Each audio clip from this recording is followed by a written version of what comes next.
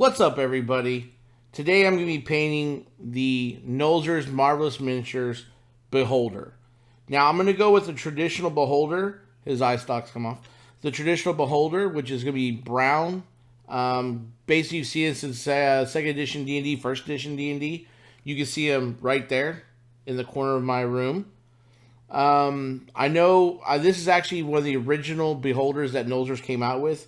I happened in my local game store, Titan Moon, saw it there, grabbed it. Funny part was that shortly after they came out with this Beholder, they actually became really hard to find. So I was really reluctant to paint them for a long time. Thought maybe I should really get my painting skills up, which was true. I really wanted my painting skills to be higher before I started painting them. But I got requested on one of our videos to paint a Beholder. So I went ahead and dug them out of my pile of my box of shame of all the figurines I still have to paint. And we are going to be painting him today. The colors we're going to be using are going to be just a charred brown for a base. We're going to use a dark flesh tone for the eye stalks and the kind of the skin, gums, and stuff like that. Then we're going to use heavy skin tone for the inner part, like his gums and the inner part of his mouth. Sorry. Dark flesh tone will be kind of the fleshy bits on the outside, right here you can see, and all the eye stalks. Then a heavy brown will be used for the scales, for the horns protruding out. We'll then use a heavy sienna for the inside of his iris. And when we're all done with that, we're going to use an off-white to kind of paint the iris or the outer part of his eyeball. That way we can kind of make the mistakes and stuff like that. So if that's something you're interested in, stay tuned.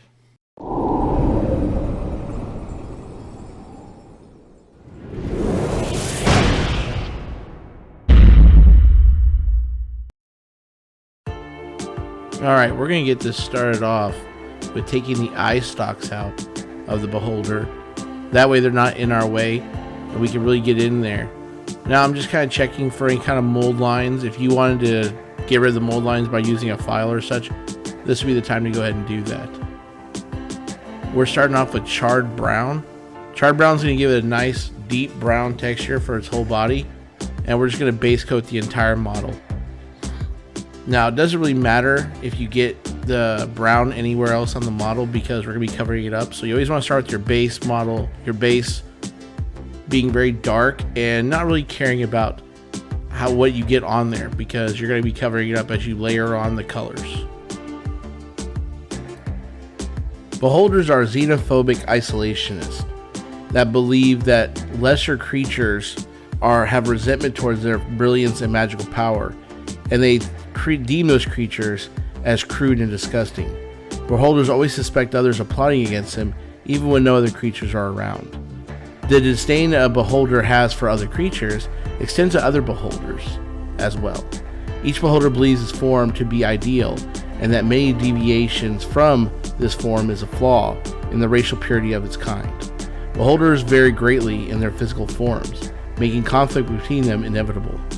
Some beholders are protected by overlapping plates, and some have smooth hides.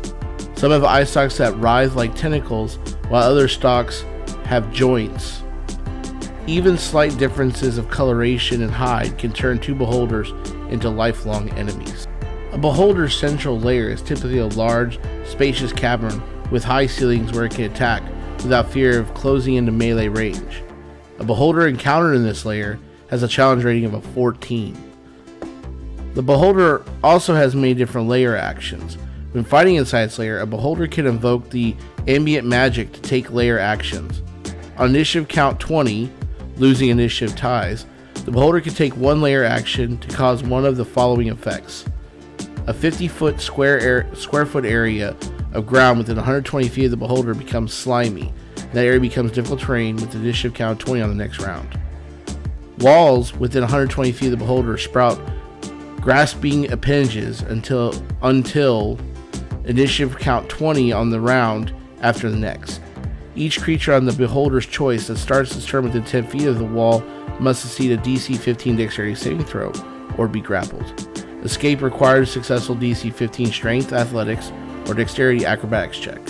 An eye opens on the solid surface within 60 feet of the beholder. One random eye ray of the beholder shoots from that eye at any target the beholder chooses that it can see. The eye then closes and disappears. The beholder can't repeat any effect until all have been used, and it can be used the same effect 2 rounds in a row. A region containing a beholder's lair is warped by the creature's unnatural presence, which creates one of the following effects. Creatures within 1 mile of the beholder's lair sometimes feel as they're being watched when they aren't. When the beholder sleeps, minor warps in reality occur within 1 mile of the lair and then vanish 24 hours later. Marks on the cave walls might change subtly, and an eerie trinket might appear where none existed before. Harmless slime might coat a statue, and so on. These effects only apply on unnatural surfaces and to non-magical objects that aren't anyone's person.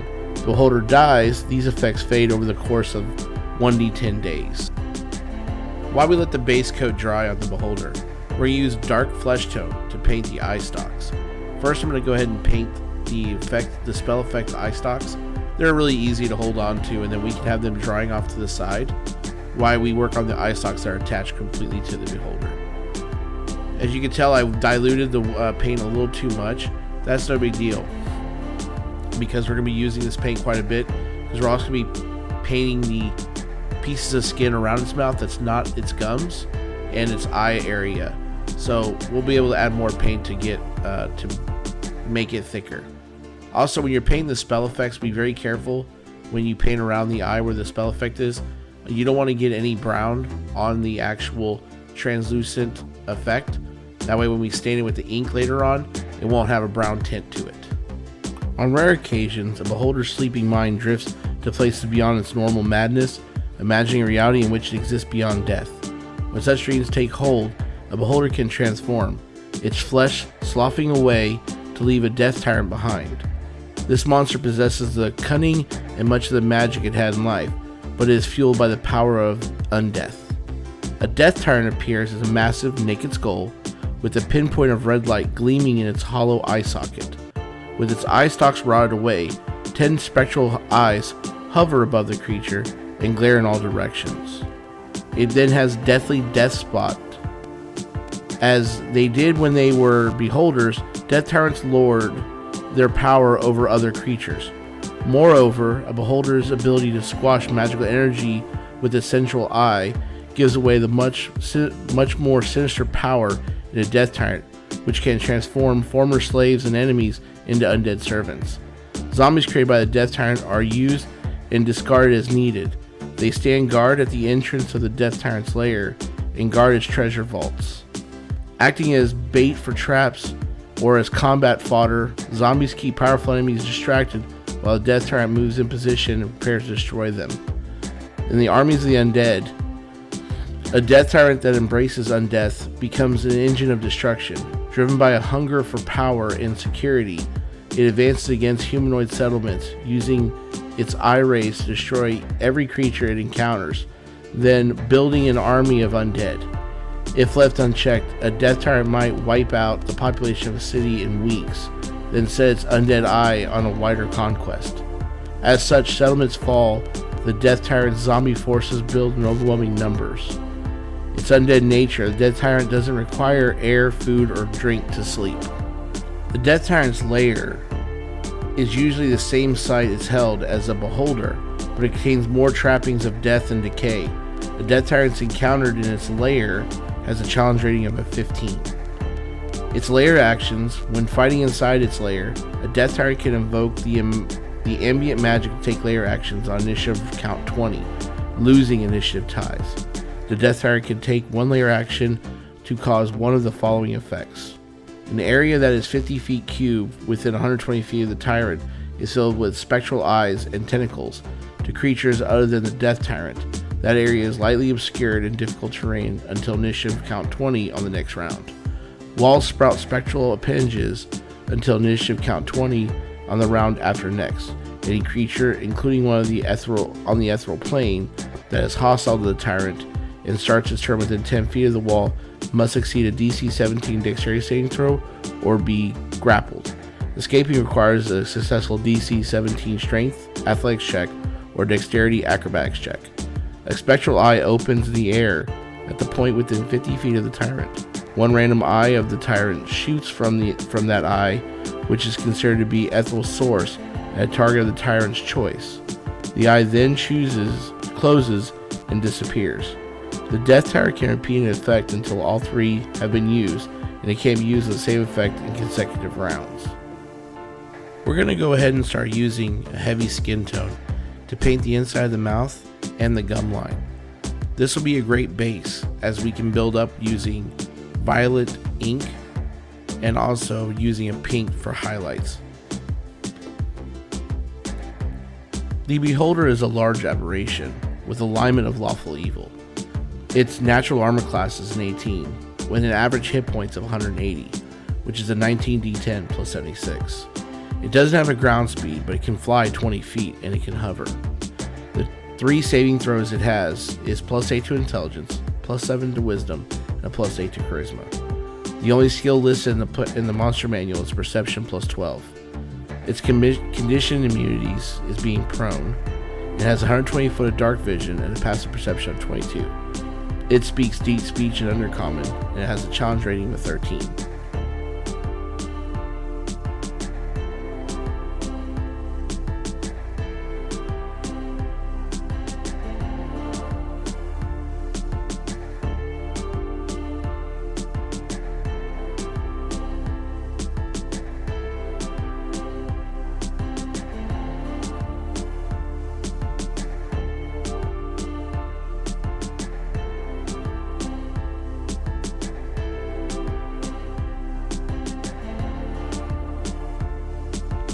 We're going to start using a heavy brown to paint the teeth and all the bone and protrusions coming out of the body.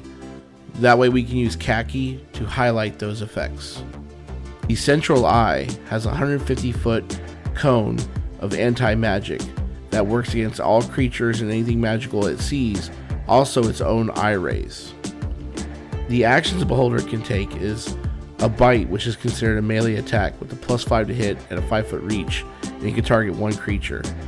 On a hit, it does an average 14 damage or 4d6 piercing damage. The eye rays that the Beholder can shoot are 3 that are randomly rolled, and you should re-roll duplicates. You choose 3 targets within 120 feet, and you can shoot a Charming Ray, which has a DC 16 Wisdom saving throw, or the creature is charmed for 1 hour, or until the Beholder harms the creature. A Paralyzing Ray, which has a 16 DC Constitution saving throw, or be paralyzed for 1 minute. At the end of each turn, the target can repeat that saving throw to end the effect. It has a Fear target, a Fear Ray, which is a DC 16 Wisdom saving throw for the creature to be frightened for 1 minute. The target can repeat the saving throw at end of each turn to negate the effect. It has a Slowing Ray, which has a DC 16 Dexterity saving throw, and on a failed save, the speed is half for 1 minute. In addition, the creature cannot take reactions. It can take either an action or a bonus action on its turn, not both. The creature can repeat the saving throw at the end of its turn, ending the effect on itself. An Enervation Ray. The target must succeed a DC 16 Constitution saving throw, taking 36 or 8d8 necrotic damage on a failed save, or half as much damage on a successful one. A Telekinetic Ray. If the target is a creature, it must succeed a DC 16 Strength saving throw, or the Beholder moves up to 30 feet in any direction, and is restrained by the Ray's telekinetic grip until the start of the Beholder's next turn, or until the Beholder is incapacitated.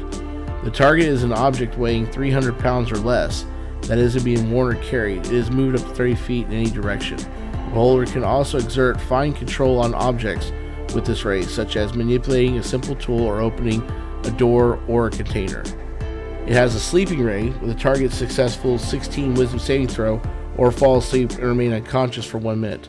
At the end of each turn, the target can re-roll that saving throw to negate the effects, or if it's damaged. Then it has a Petrification Ray with a DC 16 saving throw, and on a failed save, the creature begins to turn to stone and is restrained. It must repeat the saving throw at the end of its next turn. On a success, the effect ends. On a failure, the creature is petrified until freed by the greater restoration spell or other magic. And then there's the deadly disintegration ray. The target of the creature must succeed a DC 16 saving throw or take 45 average damage, 10 d8 force damage. If the damage reduces the creature to 0 hit points, the body becomes a pile of gray dust.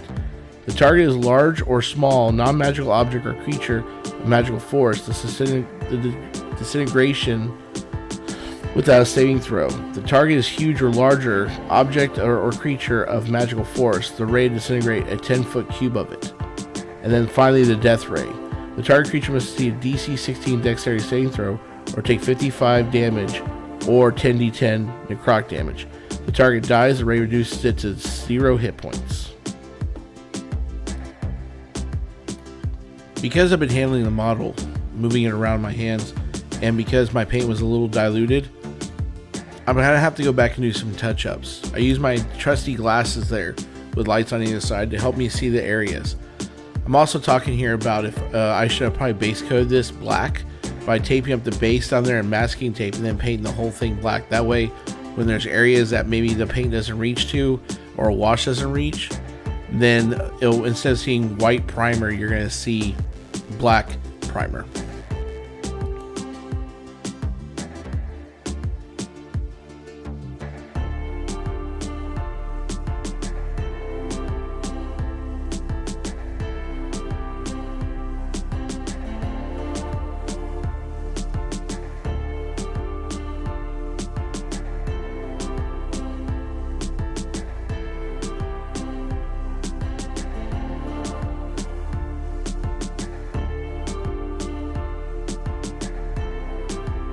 We'll be using a heavy skin tone to paint the iris of the eye.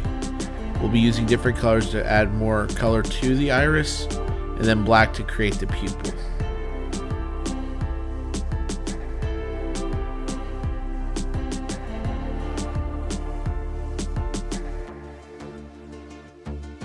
When painting the eye stalks, you want to make sure you want to paint over the eye stalk and onto the eyeball. That way there's no lines of delineation between your eyeball and your eye stalk lens, eyelid, because what's going to happen is that gray primer will stick out. Now I'm just using off-white just to paint all the different eyeballs to touch up all the brown that was on them from when I overpaint them. That way there's no primer gap between the eyeball and the eyelid.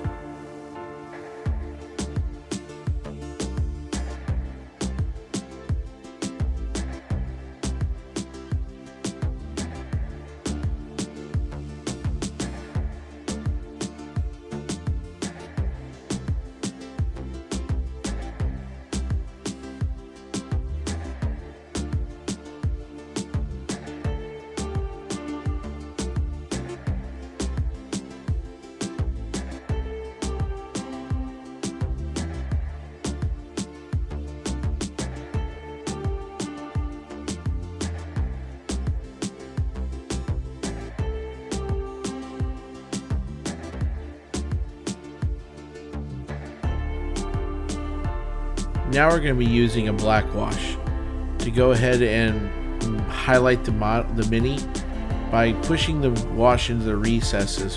When we dry brush the upper parts, it's going to really make the miniature pop out. The areas that are charred brown and dark flesh tone, the stalks, will get the wash. That way you'll see all the crevices and all the different recesses really pop out and make the colors dull them down. So when we do dry brush, we are building on that palette.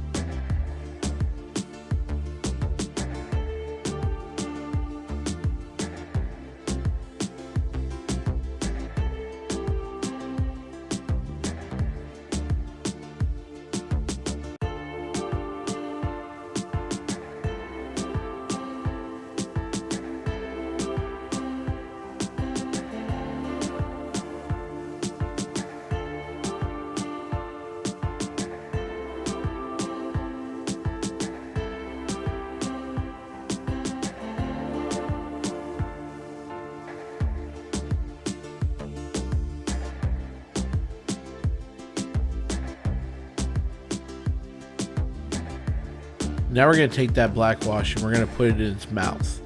When we put this in the mouth, we're going to get all the recesses, all the crevices. Really make sure you pull it up. That way it shows that the mouth is a lot of shadow and shade because of even though it's wide open and you can see his lips been pulled back, his teeth are so gigantic that it's going to create a lot of different shadows effect. So make sure that you get a lot of black wash in there as possible.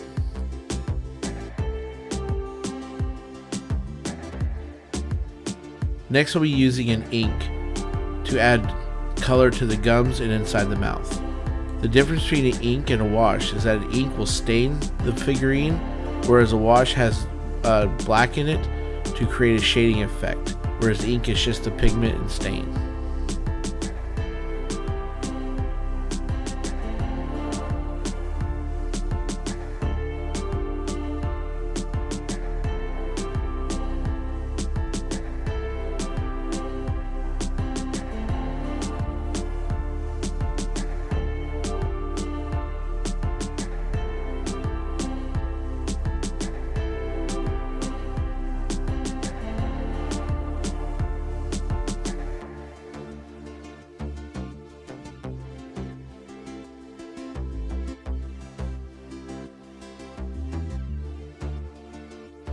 Now we will apply the violet ink to the rest of the mouth now that the wash is dry.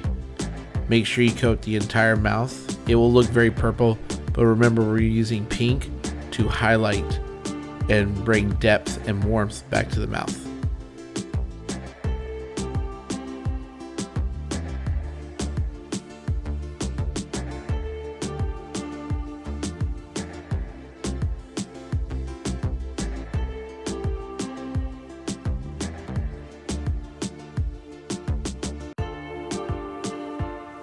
Now I'll be using a sepia wash. What this is going to do is we're going to put this on the bone protrusions and on the teeth. I want to make sure the wash goes into the teeth to show that each tooth individually, and also what that does, it creates kind of a staining effect on the teeth because obviously the beholder is not brushing his teeth. Also on the bones as well. What that's going to do is going to create many different layers, starting from the base of the horn and a tooth, where it's going to be dark and gungy, and then it's going to brighten up as the tooth gets sharper towards the edge and the bone protrusions get sharper towards the edges.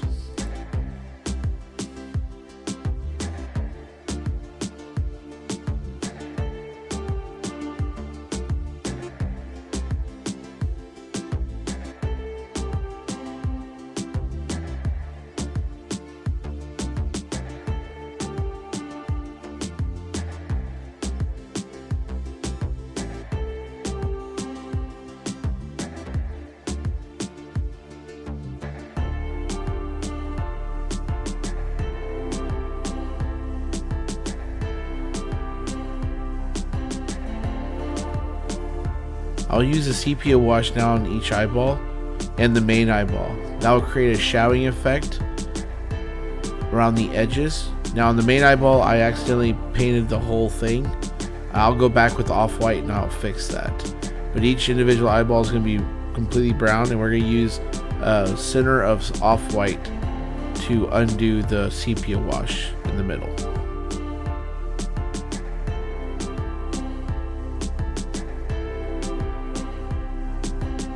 While that dries, I'm going to go ahead and use different color inks to start staining the spell effects. This one I'm going to use as just a yellow ray.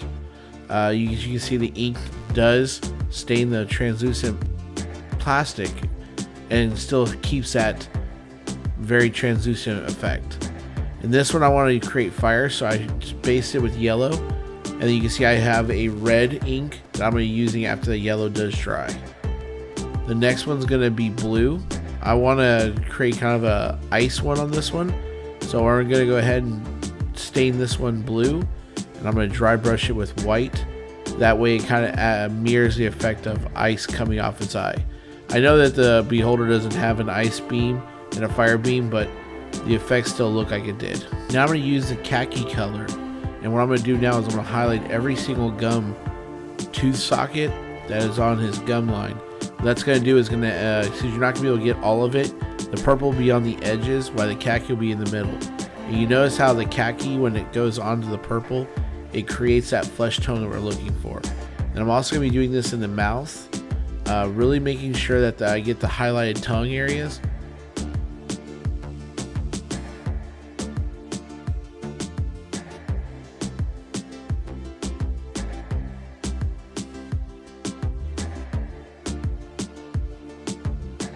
Now I'm going to take a purple and we're going to go over the khaki and the gum lines, again adding to that layers of color that we're going to be using, that will help make the gum seem more alive and add a warmth to it.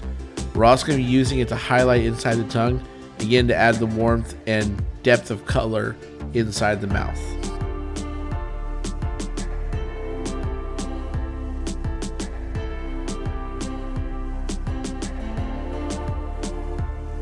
Now I'll be using a pink to detail thin ridges on the gums and a little bit on the tongue, kind of dry brushing on the other areas.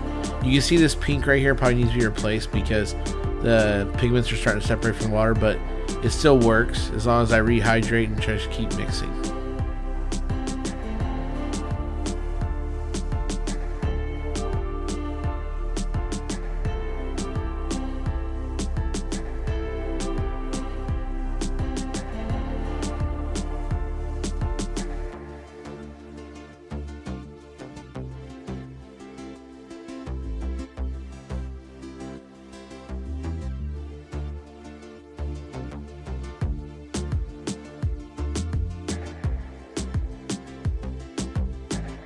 Now we're going to be using a khaki on the teeth. This is going to add sharpness and delineation with our teeth.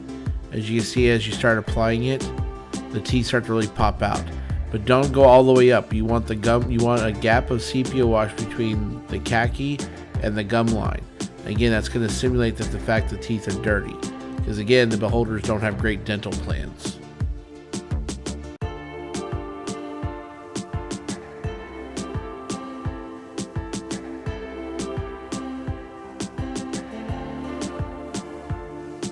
We're going to be doing the same tactics we used for our teeth now on the bone protrusions out the body. Again, do not go all the way up because you want to simulate the effect of dirtiness and gunginess between the stalk and between the edges, because we're looking for sharpness and depth.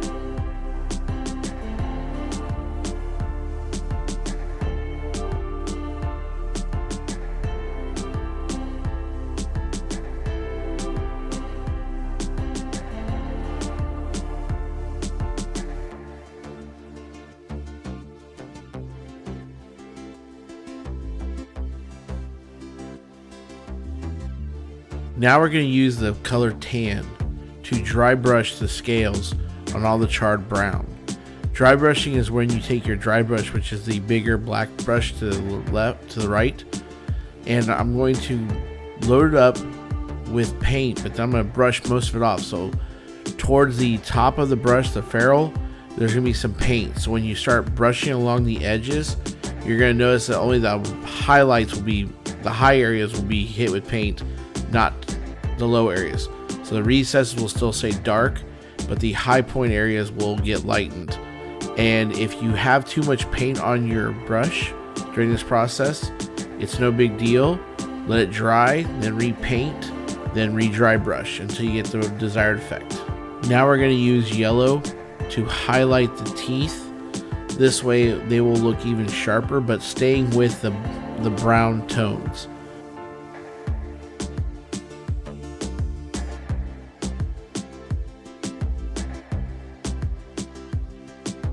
We'll use the same technique with yellow that we did with our teeth, down on all the bone protrusions.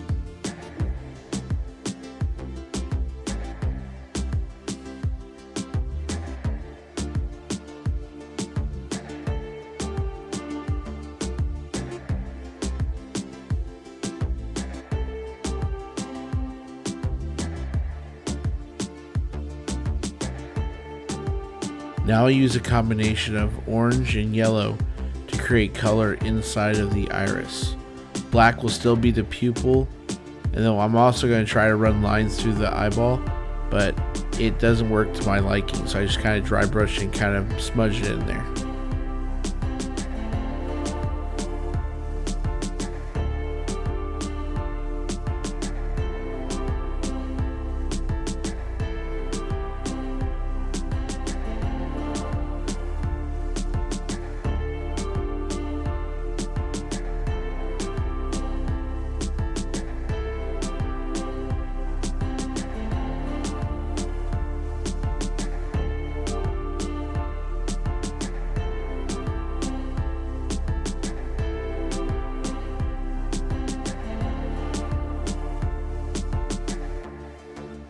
I added a little more purple ink because I felt the gums were just a little too pink. It's totally up to you and your preference on that. But I do also use the purple ink on the stalks because I feel like the stalks would be bruised and kind of discolored from constantly moving and having no bones to support them. So I do use some of that purple ink on the stalks after the wash is dried. Then it adds kind of a more in-depth color palette for each stalk.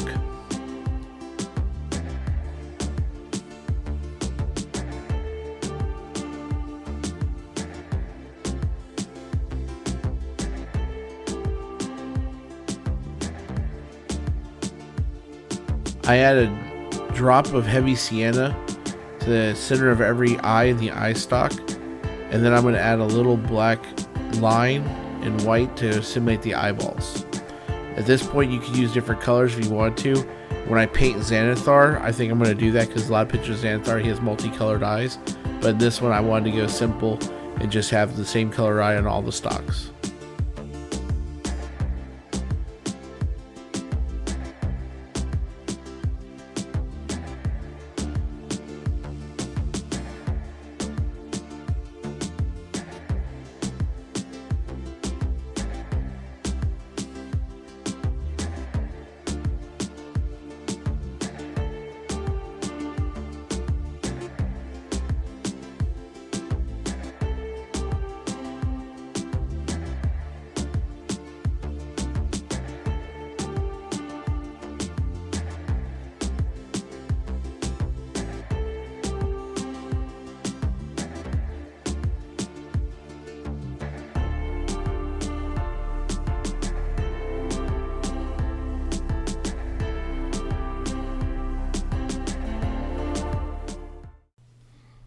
Okay, that about wraps it up.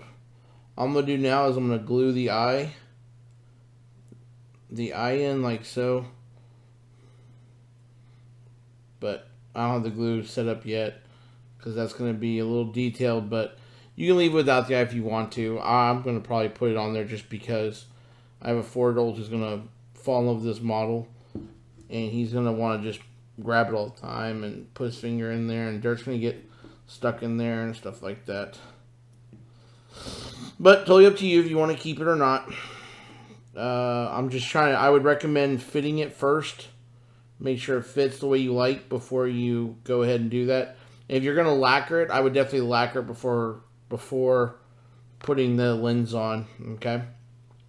But I think it turned out really well. I really like what it came to. This is the finished product. I might put some hot glue and go from tooth to tooth to kind of simulate drool and stuff like that. I don't know if I'll take from it. I got the other eye stalks here that I've painted. I got the yellow stalk here, which you can see is just yellow ink. And then my fire one, kind of fiery, yellow at the base, a little more red. Might add a little more yellow to it, I don't know. Then we got the purple one. And then we have the icy blue and white one. So all I did with that was just put the blue ink on there and just dry brush some white, and there you go. It looks kind of icy, kind of lightning. If you want to keep going with it, you can. I'm just going to put some cold gray on the bottom and then black wash the bottom so it looks like a dungeon tile kind of thing. You can add sand and stuff. Glue them to the base. That's pretty much all I have left. Again, the lens is totally optional if you want to put the lens on there or not. I will say is definitely make sure the lens is where you want it to be before you put the glue onto it. It almost scares me because this one's not popping, all that great. And when it does go in, it's really fuzzy and kind of screws up the eye. We'll see if I want to do that or not. So, yeah, that's what it looks like without it. So, yeah. Well, thank you guys for joining me, and I hope the person who requested this really enjoys the Beholder. Have a great day.